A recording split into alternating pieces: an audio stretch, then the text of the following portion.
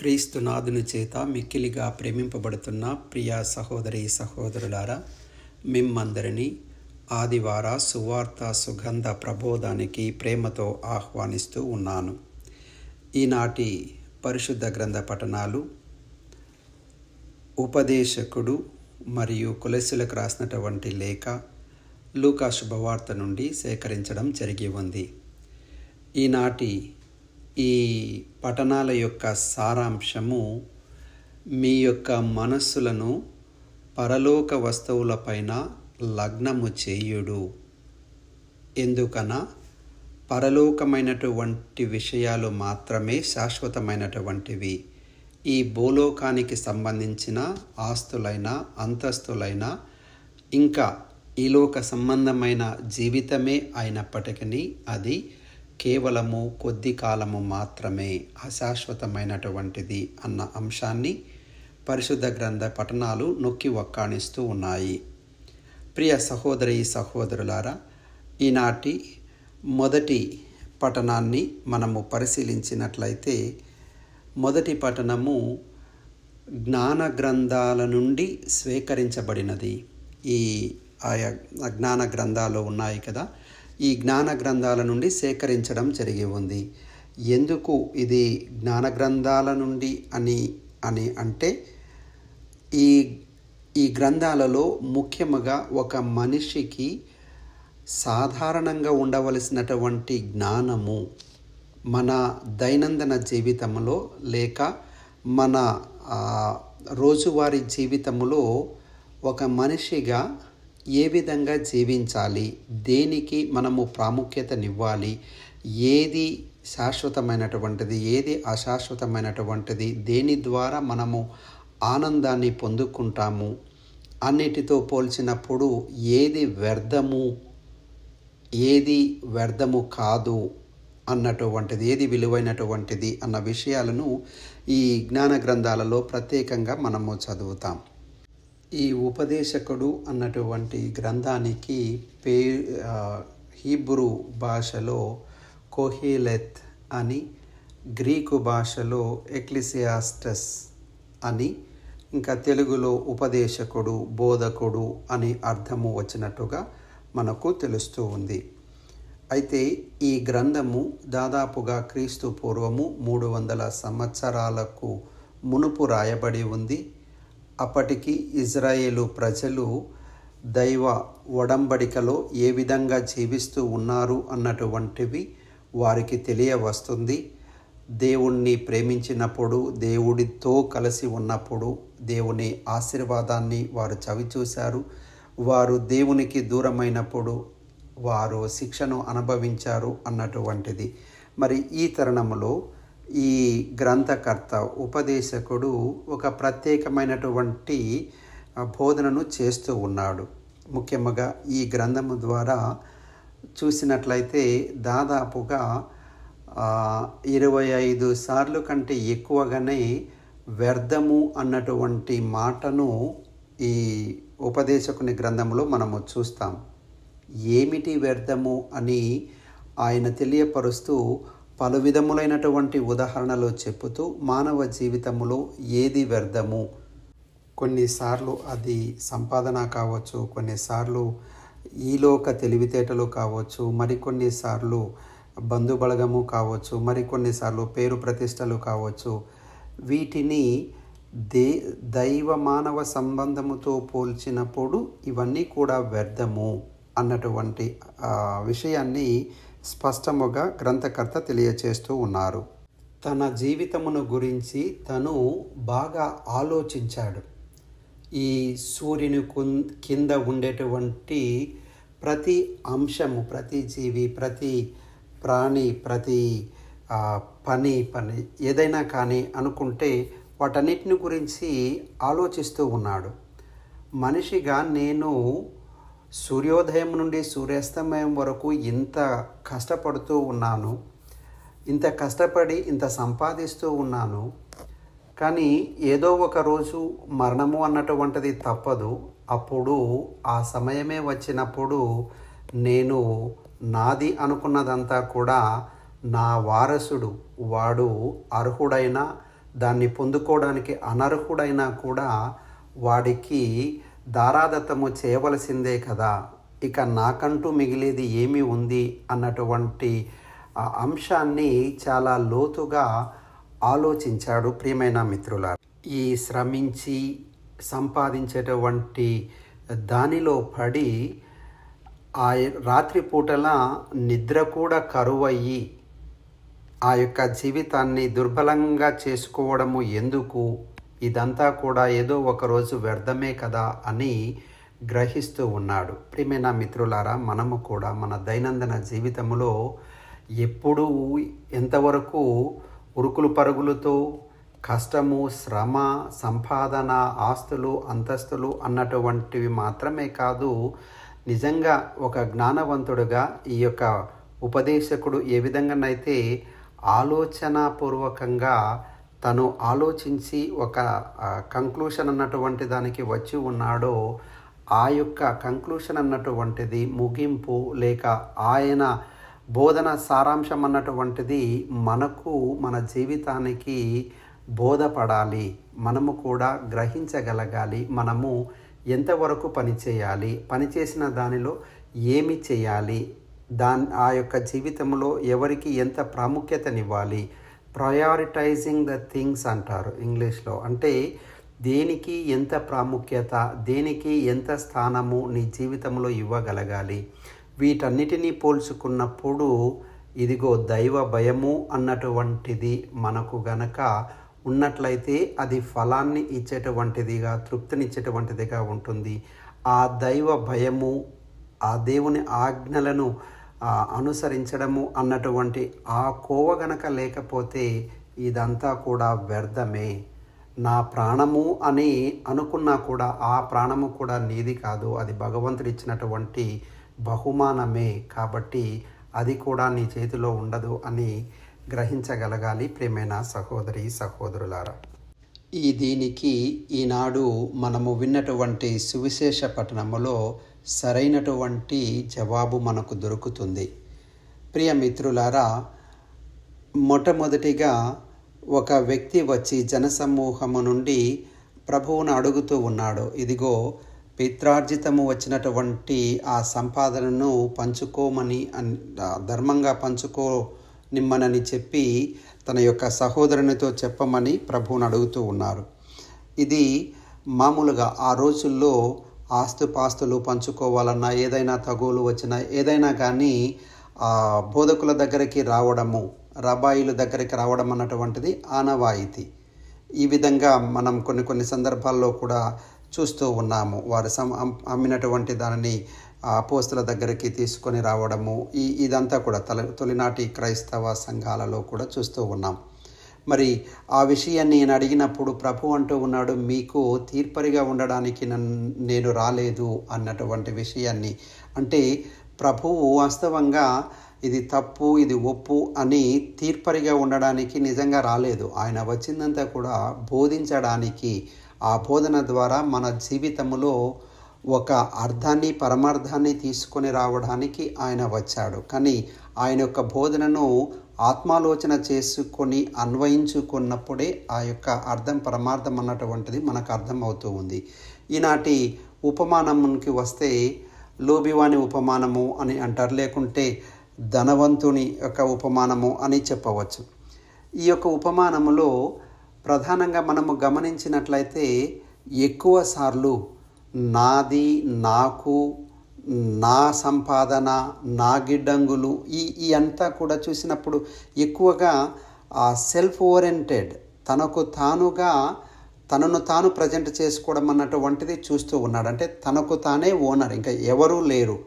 Of course తను సంపాదించిన దానికి తనే జవాబుదారీ, లేక తనే ఒక సంధానకర్త అయినప్పటికీ ఆ యొక్క మాట్లాడినటువంటి మాటలు, నా ఆత్మమా, నీ ఆత్మకు ఎవరు దానికి కర్త, కర్మ, క్రియ ఉన్నారు?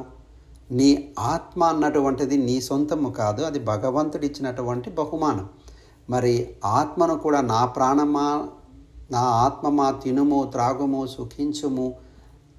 ప్రియమైన మిత్రులారా, ఇవి ఈ యొక్క ఉపమానంలో మనము ప్రత్యేకంగా గమనించాలి. నాది నాది నాది అని అనుకుంటే ఆ నాది అనుకున్నటువంటి అదే వాడితో ప్రభువు ఆ ఉపమానంలో ప్రత్యేకంగా దేవుడి నోటి నుండి ఒక మాటను పెడుతూ ఉన్నాడు. ఓరి అవివేకి, యూ ఫూలిష్. అంటే ఇక్కడ ప్రియమైన మిత్రులారా, ఆయన యొక్క అజ్ఞానాన్ని, అవివేకాన్ని ప్రభువు ప్రశ్నించాడు. అంటే ఇక్కడ తను సంపాదనలతో ఉండడము లేక ధనవంతుడిగా ఉండడము అన్నటువంటిది ప్రభువు దాని నిమిత్తమే అన్న అజ్ఞాని అని అనలేదు. ధనవంతులుగా ఉండడము అజ్ఞానులు లేకుంటే మూర్ఖులు అన్నటువంటిది కాదు. కానీ తన యొక్క అవివేక తత్వాన్ని ప్రభువు ప్రశ్నించాడు. ప్రియమైన మిత్రులారా, మనము కూడా మన నిజ జీవితంలో ఏ విధంగా ఆలోచించాలి? నాది నాది నాది అన్నటువంటిది కాదు. నాది అని అనుకున్నా కూడా ఆ ఉన్నటువంటి దానిని ఇతరులతో పంచుకుంటే సమస్యలే ఉండవు. ఉదాహరణకు ఈయన సమస్య అంతా కూడా ఒకసారి ఆలోచించండి. ఎక్కువ పండినాయి, దేవుని ఆశీర్వాదం ద్వారా ఎక్కువ పండినాయి. సో వాటన్నిటిని కూడా గిడ్డంగుల్లో పెట్టాడు. పెట్టగా ఇంకా మిగిలి ఉన్నాయి. అంత ఎక్కువగా ఆశీర్వదింపబడ్డాడు. కానీ అన్ని పెట్టుకున్నా కూడా తను చేయవలసినటువంటిది ఏమై ఉన్నిందంటే, అంతగా పండినాయి కదా, ఇక పండినవన్నీ కూడా పెట్టుకొని తన యొక్క గిడ్డంగుల నిండా పెట్టుకొని మిగతా వాటిని పేద సాధులకు దానం చేసి ఉంటే తనకు ఆనందంగా ఉండేది. తర్వాత ప్రజలు కూడా ఆనందించేటువంటి వాళ్ళు. కానీ ఆ లేనటువంటి దానిని తన సమస్యగా ఇప్పుడు ఏం చేయాలి, నేను ఇంతగానో ఉన్నాయి కదా, ఇంకా ఎక్కువ గిడ్డంగులు కట్టించి అందులో భద్రపరుచుకొని దేనికి? జీవితం అన్నటువంటిది ఆ యొక్క వాటిని జీవితకాలం అనుభవించడమేనా? నీకు ఇరుగు పొరుగు వారు దుఃఖ దురితాల్లో ఉండేటువంటి వారు గుర్తుకు రాలేకపోయి ఉన్నారా? ఆ యొక్క ఆలోచన అన్నటువంటిది తనకు రాలేదు. కాబట్టి దేవుని దృష్టిలో ఆయన అవివేకి అని పిలువబడుతూ ఉన్నాడు. ప్రియమైన మిత్రులారా, ఇక్కడ ఈయన విషయంలో ఇరుగు పొరుగు వారు, సాధక బాధల్లో ఉండేటువంటి వారు ఈయనకు గుర్తు రాలేదు. ఇంకా ఒకటి ప్రధానంగా ఈ యొక్క ఉపమానంలో అంతగా ఆశీర్వదింపబడినప్పటికీ తన నోటి ద్వారా ఎక్కడ కూడా దేవుడు అన్నటువంటి మాట, ఆ కృతజ్ఞత అన్నటువంటి భావన ఎక్కడ కనబడటము లేదు. అంటే అంత ఆశీర్వదించబడము అంటే తన యొక్క గొప్ప క్రింద, తన యొక్క సంపాదన, తన యొక్క తెలివితేటలు అన్నటువంటి విధంగా మాత్రమే ఉండిపోయాడు. కానీ ఆ ఇచ్చినటువంటి దానికి ఆ దేవునికి కృతజ్ఞతలు చెప్పుదామన్నా, లేకుంటే కనీసము పొందుకున్నటువంటి దానిని దేవునికి ఆపాదించుదామన్నా అంకిత జ్ఞానము కూడా లేకపోయింది. కాబట్టి అవివేకి అని దేవుని చేత పిలువబడ్డాడు. ప్రియమైన మిత్రులారా, మనము కూడా మన నిజ జీవితంలో ఆ దేవునికి ఇవ్వాల్సినటువంటి స్థానము, మనము పొందుకున్నటువంటి వాటిని దేవునికి ఆపాదించి ఆయనకు కృతజ్ఞతా భావం అన్నటువంటిది తెలియపరచకపోతే మనము కూడా ఇప్పటికీ అవివేకులముగానే ఉండిపోయేటువంటి ప్రమాదం ఉంటుంది. కావున దేవుడు మనం ఏది పొందుకున్నా కూడా అది మీరిచ్చినటువంటి కృపనే, మీరిచ్చినటువంటి వరమే అని ఎల్లకాలము కూడా కృతజ్ఞత భావముతో ఉండాలి అన్నటువంటిది కూడా ఈ యొక్క ఉపమానము ద్వారా మనం నేర్చుకోవాలి. ప్రియమైన మిత్రులారా, ఇక మూడవ విషయానికి వస్తే, తనకు ఆ ఫైనాన్షియల్ ప్లానింగ్ అన్నటువంటిది, ఆర్థిక ప్రణాళిక, భవిష్యత్ ప్రణాళిక అన్నటువంటిది చాలా చక్కగా చేసుకుంటూ ఉన్నాడు.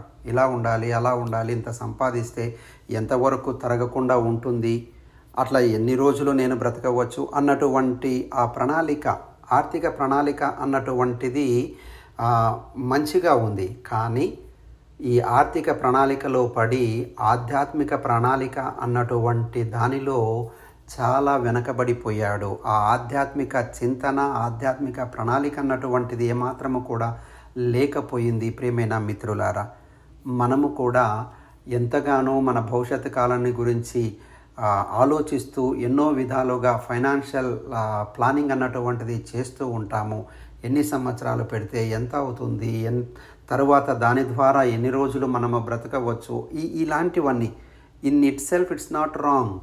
ఇది ఈ ప్రణాళిక చేసుకోవడము లేక ప్రణాళిక ఉండడం అన్నటువంటి దానిలో అది తప్పేమీ కాదు. కానీ అది ఎప్పుడు తప్పు అవుతుంది అంటే ఈ ప్రణాళికలో పడి ఆ దైవ చింతన, ఆధ్యాత్మిక చింతన అన్నటువంటిది శూన్యమైనట్లయితే, అంటే ఆశించినంతగా ఉండకపోయినట్లయితే తప్పకుండా అది అవివేక తత్వమే. కాబట్టి మన ఆర్థిక లావాదేవీల్లోనూ ఆర్థిక ప్రణాళికల్లోనూ ఆధ్యాత్మిక చింతన, ఆధ్యాత్మిక ప్రణాళిక అన్నటువంటిది కూడా మనము ప్రయారిటైజ్ చేయాలన్నటువంటిది దీని నుండి మనము నేర్చుకోవాలి ప్రియమైన మిత్రులారా. ఇకపోతే 4వదిగా జీవితము అన్నటువంటిది ఎప్పుడు ఏ విధంగా అంతమవుతుందో మనకు తెలీదు. అన్సర్టనిటీ ఆఫ్ లైఫ్ అంటారు. అంటే మన జీవితము అది ఎప్పుడైనా కూడా అంతము కావచ్చు. ఈ యొక్క లోబివాడు ఎంతగానో ఆనందంగా ఉన్నాడు, తనతో తాను చెప్పుకుంటున్నాడంట, నా ప్రాణమా తినుము తాగుము, జీవితకాలానికి కావలసినటువంటివన్నీ కూడా ఉన్నాయి అని సంపాదించినాడో లేదో ఇక చెప్పుకుంటున్నాడు. జీవితకాలానికి అంతటినీ కూడా ప్రణాళిక వేసుకొని ఆనందించమంటూ ఉన్నాడు. కానీ ఆ రోజు రాత్రే తను చనిపోతున్నాడు అన్నటువంటి విషయాన్ని దేవుని ద్వారా తెలుసుకుంటున్నప్పుడు ఇక ఏమీ చేయలేడు తను. అన్సర్టనిటీ ఆఫ్ లైఫ్ అంటే ఈ విధంగానే ఉంటుంది. కావున ప్రియమిత్రులారా, మనము కూడా మన జీవితము ఇంకా ఏదో శాశ్వతమైనటువంటిదిగా లేక ఎప్పుడు కూడా నా అధీనంలో ఉంటుంది, నా ద్వారానే జరుగుతూ ఉంటుంది, నా జీవితానికి నేనే యజమానిని అన్నటువంటి కోణములో ఉండిపోతూ ఉంటారు. కానీ ఆ మరణము అన్నటువంటిది ఎవరికి కూడా చెప్పి రాదు, ఒక దొంగ వలె వస్తుంది అని ప్రభువే స్వయాన తెలియపరిచారు. మరి నీ జీవితము కూడా అది అశాశ్వతమైనటువంటిది, మరియు ముఖ్యముగా అది అనిశ్చిత స్వభావము కలిగినటువంటిది. అంటే అది ఎప్పుడు కూడా మారుతూ ఉండేటువంటి స్వభావం జీవితానికి. అది ఎప్పుడు ఏ విధంగా అవుతుందో ఎవరికీ తెలియదు. అది అంతమొస్తుందా, లేకపోతే పేదవాడు ధనికుడు అవుతాడా, ధనికుడు పేదవాడు అవుతాడా, లేకుంటే ఏమీ లేనివాడు అవుతాడా అన్నటువంటిది ఏమీ చెప్పలేం. మనం కరోనా టైంలోన చూసాం కొన్ని ఉదాహరణలు, ఎన్నో విన్నాము కూడా. ఎవరో చెబుతారు, ఇది నేను విజయవాడ అనుకుంటాను, ఆంధ్ర అనుకుంటాను, లేకుంటే నాకు అది కొంటాను ఇది కొంటాను అని అంత ఆస్తి ఉందని ఎంతగానో విర్రవీతులాగినటువంటి వాడు చివరికి ఆక్సిజన్ కొనలేక చనిపోయాడట. అంటే ఆక్సిజన్ అన్నటువంటిది దేవుడు ఉచితముగా సర్వలోక మానవాళ్ళకి అందరికీ కూడా ఇచ్చాడు. కానీ చివరికి అంతా నాదనుకున్నా కూడా ఆక్సిజన్ కూడా దొరకలేనటువంటి పరిస్థితుల్లో మరణించిన వారు కోకొల్లలుగా ఉన్నారు. అంతెందుకు, సునామీ వచ్చిన తర్వాత లేకుంటే వరదలు వచ్చిన తర్వాత చూస్తాం, నిన్నటి వరకు కూడా కోటీశ్వరుని కానీ ఈరోజు కూటికి కూడా లేకోకుండా ఇదిగో ఆకాశం నుండి ఇస్తున్నటువంటి ఏదో పొట్లాల కోసము ఎదురు చూస్తూ ఉన్నాను అన్నటువంటి మాటలు మనం విన్నప్పుడు కలిచి వేస్తుంది. ప్రియమైన మిత్రులారా, అందుకని ఈ అనిశ్చితమైనటువంటి జీవితానికి మనము ఎప్పుడు కూడా సిద్ధపడి ఉండాలి. ఆ సిద్ధపడి ఉండడానికి కావలసినటువంటి ప్రణాళికలు మనం ఎప్పుడైతే చేసుకుంటామో మనము వివేకవంతులుగా అవ్వడానికి ఆస్కారం ఉంటుంది. అదే దానిని పునీత పౌలు గారు కొలస్సీలకు రాసినటువంటి లేఖలో కూడా, మీరు క్రీస్తులో జ్ఞానస్నానము పొందినారు కాబట్టి మీరు నూతనమైనటువంటి వ్యక్తులుగా తయారై ఉన్నారు. కావున నూతనముగా ఉండేటువంటి మీరు ఈ లోక వస్తువులపైన కాదు, మీ రాజు, శాశ్వతమైనటువంటి రాజు పరలోకంలో ఉన్నాడు కాబట్టి, అది శాశ్వతమైనటువంటిది కాబట్టి పరలోక వస్తువులపైన మీ మనస్సులను లగ్నము చేయండి అని ఆ కొలస్సీ సంఘానికి పునీత పౌలు గారు లేఖ రాస్తూ ఉన్నాడు. కావున ప్రియమైన మిత్రులారా, ఈ విషయాలన్నింటినీ కూడా మనము గ్రహించుకొని మన నిజ జీవితంలో ఆలోచించుదాం, లోతుగా ఆలోచించుదాం. ఇది అనుకూల సమయము. ఆలోచించి తగిన నిర్ణయాలు చేసుకోకపోతే చివరికి మనము కూడా ఒక అవివేకుల సంఘములో ఉండిపోయేటువంటి ప్రమాదము ఉంటూ ఉంది. కావున అలా కాకోకుండా వివేకవంతులుగా ఆర్థిక ప్రణాళికలను వేస్తూ అందులోన ఆధ్యాత్మికమైనటువంటి ప్రణాళికలను కూడా వేసుకొని ఏది ముఖ్యము ఏది ముఖ్యము కాదు, దేనికి ఎంత ప్రయారిటీ అన్నటువంటిది ఇవ్వాలి అన్నటువంటి ఈ విషయాలన్నిటిని కూడా మనము పరిశీలన చేసుకొని ఆత్మాలోచనలో వసుదైనటువంటి నిర్ణయాలు చేసుకొని ముందుకు వెళుదాం.